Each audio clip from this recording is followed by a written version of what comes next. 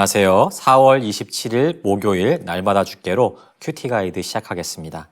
오늘 본문은 사무엘하 21장 7절부터 14절까지의 말씀입니다. 복수하고자 하는 마음은 사람이 가진 본능적인 감정입니다. 내가 누군가로부터 손해를 보거나 또한 해를 받게 되면 그에 상응하는 보응을 하고 싶은 것이죠. 복수와 반대되는 개념이 있다면 무엇일까요? 그것은 바로 긍휼일 것입니다. 누군가를 불쌍히 여기는 마음. 그래서 내가 혹 손해를 입는다 할지라도 그 사람을 안타깝게 여기는 그 마음인 것이죠. 우리에게는 복수하고자 하는 마음도 있지만 또 한편으로 긍휼의 마음도 갖고 있을 것입니다. 본능적으로 누군가에게 복수하고자 하는 마음을 갖게 될 수 있어요. 하지만 그 복수심은 그 어떠한 하나님의 역사도 이루지 못합니다. 하지만 반대로 긍휼은 하나님의 역사를 만들어낸다는 것이죠.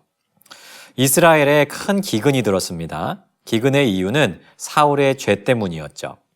사울이 무고한 기브온 사람들을 학살하였고 이로 인해서 기브온 사람들은 큰 고통을 당하게 되었습니다.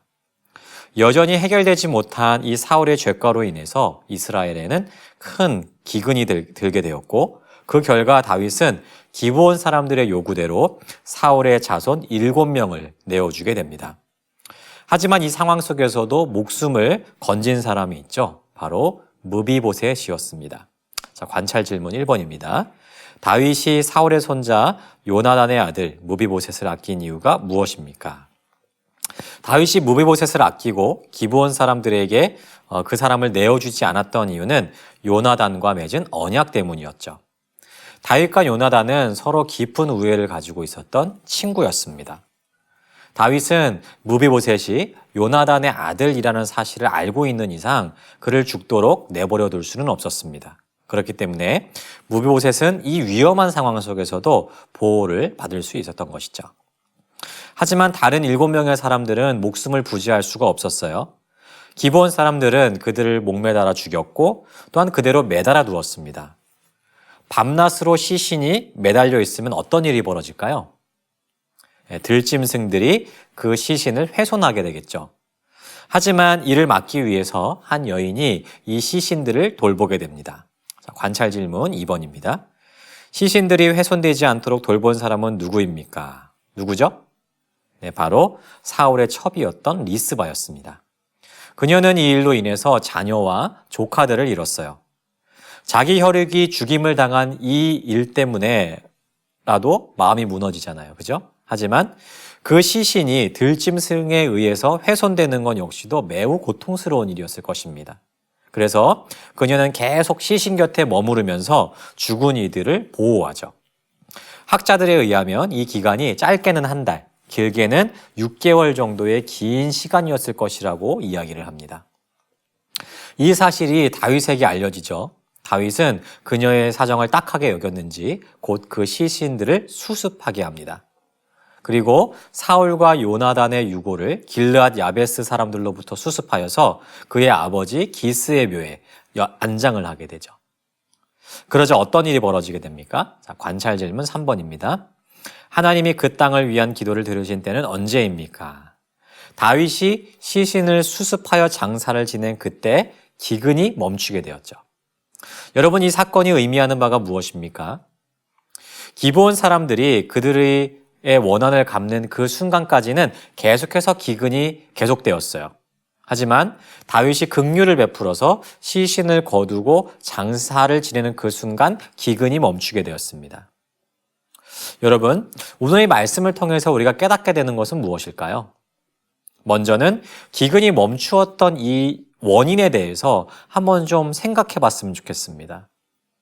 여러분, 기근이 생기게 된 이유가 뭐였죠? 그것은 사울의 해결되지 않은 죄악 때문이었어요. 하지만 기근이 멈추었을 때는 언제입니까?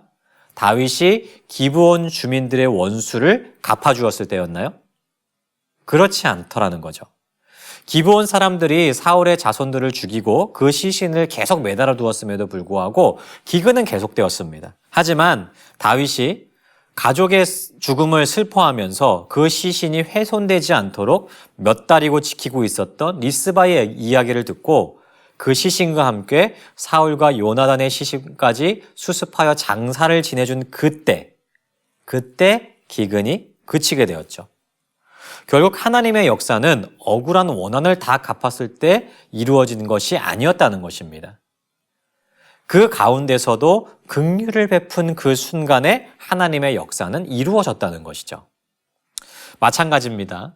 우리는 하나님의 성품을 그대로 이어받아 살아야 되는 사람들이에요.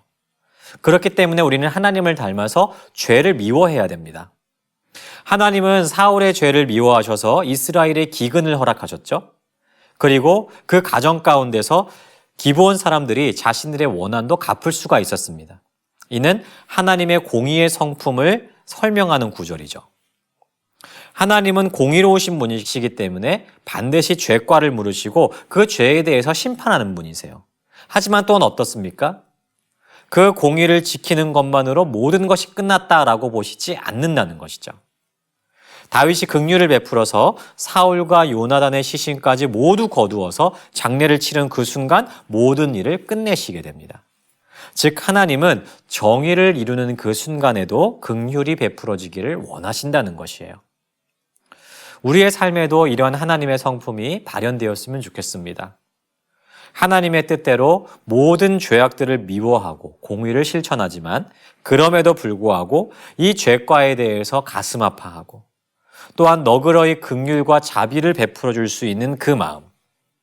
마치 하나님께서 예수 그리스도를 통해 공의와 긍휼의 성품 속에서 우리를 구원하신 것처럼 우리도 공의 속에서 긍휼을 베풀 수 있는 사람들이 되어야 될 것입니다. 이 사실을 기억하시면서 죄를 미워하되 그 가운데서도 하나님의 긍휼과 자비를 실천할 수 있는 우리 모두가 되기를 소망합니다.